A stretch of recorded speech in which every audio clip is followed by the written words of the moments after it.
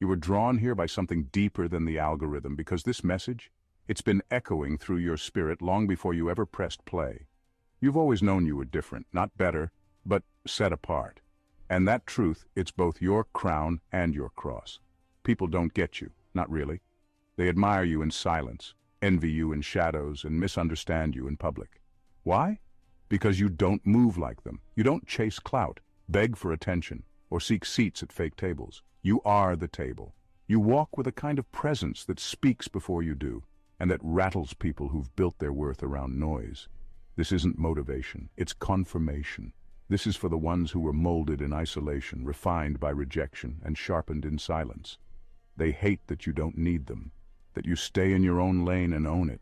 They wish they could move how you move, but they weren't built for the terrain you've walked. So sit with this, feel every word, because this isn't just a message, it's a mirror. And if it's reflecting who you truly are, then you already know. You were never ordinary, and you were never meant to be liked. You were meant to be remembered. Number one, you disrupt the illusion of mediocrity. Most people live inside an invisible bubble called normal.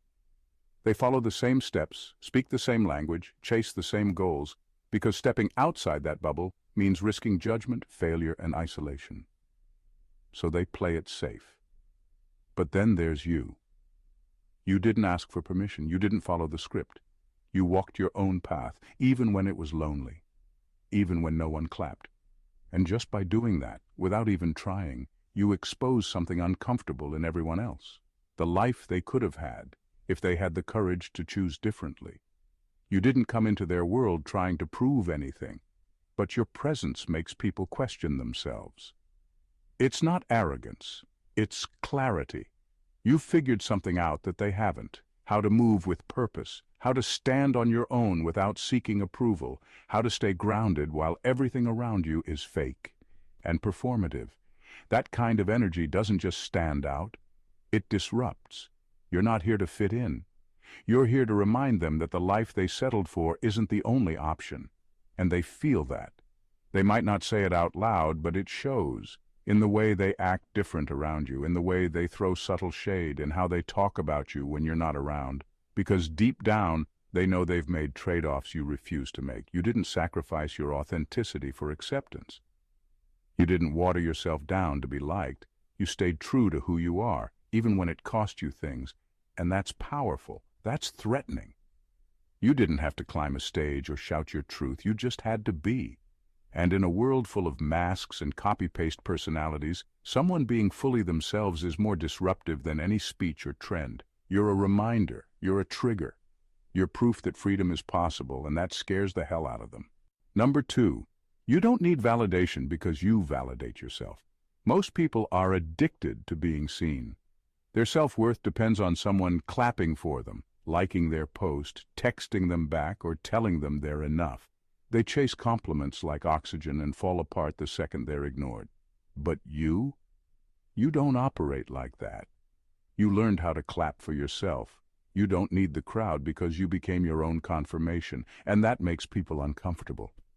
When someone can't be controlled by praise or destroyed by silence, they become dangerous.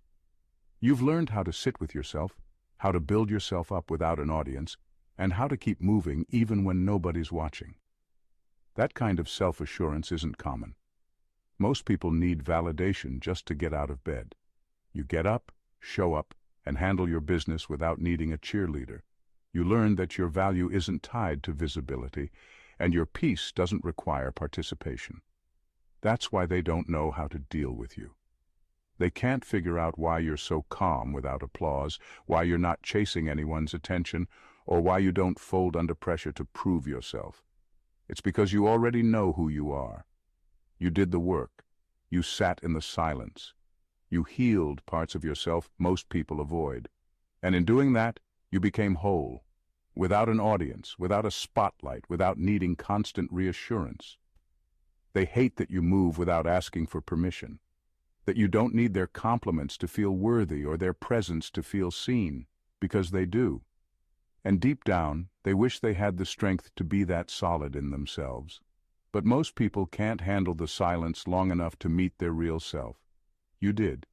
You made peace with it. You learned how to thrive in it, and that's why they envy you. You're not just independent, you're internally validated. And once someone reaches that level, they can't be manipulated. They can't be baited. They don't flinch. They're free. You're free, and that alone makes you a threat.